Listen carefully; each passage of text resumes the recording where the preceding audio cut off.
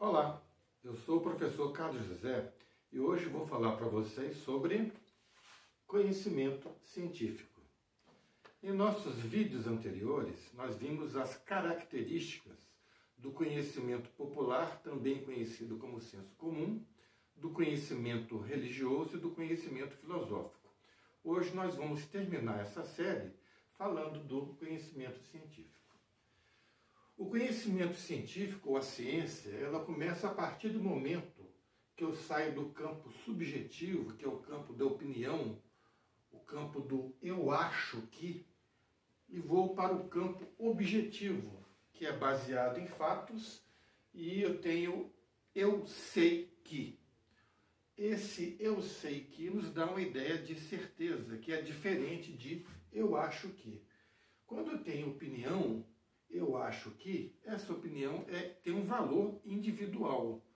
Quando eu tenho eu acho, eu sei que é baseado em fatos, isso passa a ter um valor universal. Então é muito mais abrangente. A ciência ela é baseada no método científico. O que é o método científico? O método científico é o caminho para se chegar até a verdade.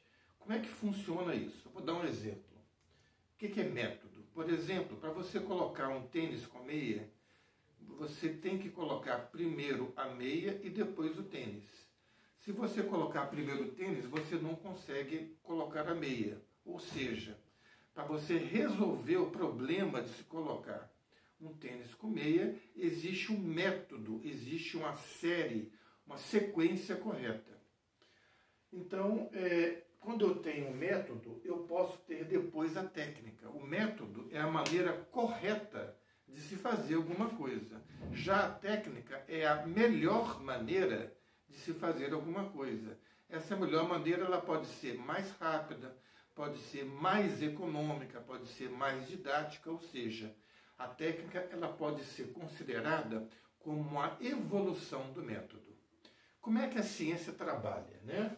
A ciência ela tem o objetivo de solucionar questões práticas, além de explicar irregularidades em padrões da natureza. O que é resolver uma questão prática? Vou dar um exemplo para vocês. Suponha que você deseje atirar uma agulha e acertar a 50 km de distância uma outra agulha que está andando a uma velocidade de 50 km por hora. Isso não parece ser uma coisa impossível? Pois a ciência é capaz de fazer coisas desse tipo. Tá? Existe uma missão chamada Missão Rosetta, que colocou uma sonda espacial para pousar num meteoro que estava além da órbita de Júpiter a uma velocidade de 680 mil quilômetros por hora. E você fazer isso utilizando as leis da física, ou seja, algo que foi conseguido através da ciência, equivale, né, em termos relativos, a você atirar uma agulha e acertar o buraco de outra agulha a 50 km de distância, estando essa agulha viajando a 50 km por hora. Então é um feito notável. E a ciência é capaz de fazer isso. Se você prefere uma coisa mais atual, por exemplo, como é que eu posso criar uma vacina para o coronavírus? Ora, o coronavírus é um vírus que tem protuberâncias na sua capa externa, capaz de se ligar às células e destruir a célula. Então, o primeiro passo é fazer o sequenciamento genético e depois descobrir que moléculas podem se ligar a esse vírus que vão impedir que esse vírus se ligue a uma célula humana. Como é que eu faço isso? Eu preciso de um supercomputador. Aí, como é que eu consigo um supercomputador? Através de um computador mais rápido. Como é que eu consigo isso?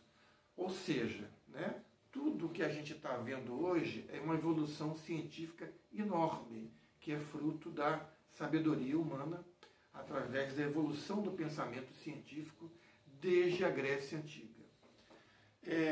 Outra coisa que a ciência faz é explicar irregularidades em padrões da natureza. Por exemplo, o que são padrões da natureza? Os ciclos, né? O ciclo do dia e da noite, o ciclo das marés, o ciclo das estações, são padrões da natureza que têm explicação natural. Agora, aconteciam, por exemplo, casos em que não tinha uma explicação natural. Por exemplo, um eclipse lunar, que nós vimos lá no conhecimento religioso. Hoje nós sabemos que o eclipse lunar ele é ocasionado pela sombra da Terra na Lua. Né? A gente sabe, por exemplo, que o eclipse solar ele é ocasionado pela sombra da Lua que tampa o Sol. Então, esses eventos hoje são explicados pela ciência. A ciência ela tenta reconhecer padrões e estabelecer leis que possuem valor até certo limite. Sim, até certo limite. Por quê? Vou dar um exemplo para vocês. Quando Galileu desenvolveu a teoria da relatividade clássica, ele falou o seguinte: se você tem, por exemplo, um objeto que está se deslocando aqui a 10 km por hora e vem um outro a 30 km por hora, esse que está mais rápido ultrapassa esse. E a velocidade relativa de um em relação ao outro vai ser de 20 km por hora. Porque se esse está a 30 e esse aqui está a 10, 30 menos 10 dá 20. Então esse aqui ultrapassa esse objeto como se esse estivesse parado e esse estivesse a 20 km por hora. Do mesmo modo, se eu tiver um objeto vindo aqui a 50 km por hora e outro vindo a 50 km por hora, eles vão se encontrar a 100 km por hora. É como se esse estivesse parado e esse viesse a 100 km por hora. Essa é a teoria da relatividade clássica. Isso é verdade para qualquer velocidade? Não.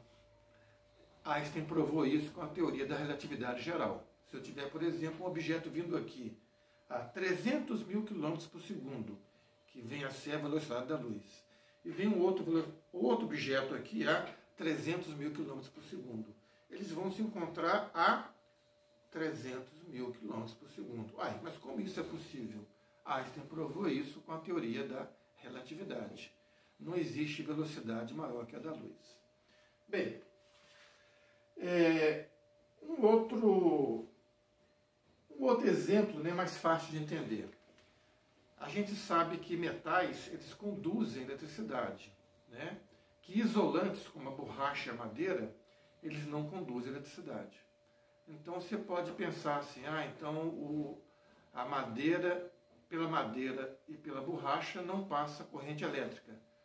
Depende, passa sim, se a diferença de potencial for muito elevada. Por exemplo, o ar ele é um isolante natural, né? Mas à medida que eu tenho uma pequena distância, pode saltar uma faísca. Ou, se eu tiver uma energia enorme, como por exemplo a dos raios em uma tempestade, eu posso ter uma faísca soltando até a 200 ou 300 metros de distância. Nesse caso, o ar era um isolante e deixou de ser um isolante. Tá? E vamos lembrar que o ar é um ótimo isolante. Então, borracha e madeira são isolantes até certo limite. Depois de certo limite, eles deixam de ser isolantes e passam a ser condutores. Então, se cair, por exemplo, um fio de alta tensão, não imagine que um cabo de vassoura vai te proteger da corrente elétrica.